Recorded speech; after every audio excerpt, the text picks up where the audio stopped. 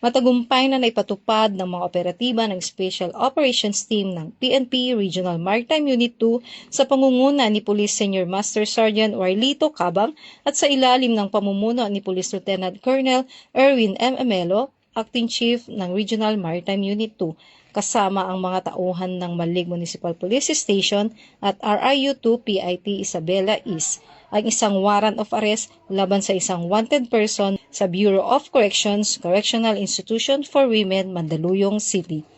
Ang warrant ay inilabas ng Regional Trial Court, Branch 112, Kamiling, Tarlac, kaugnay ng kasong qualified theft na may inirekomendang piyansang 40,000 pesos.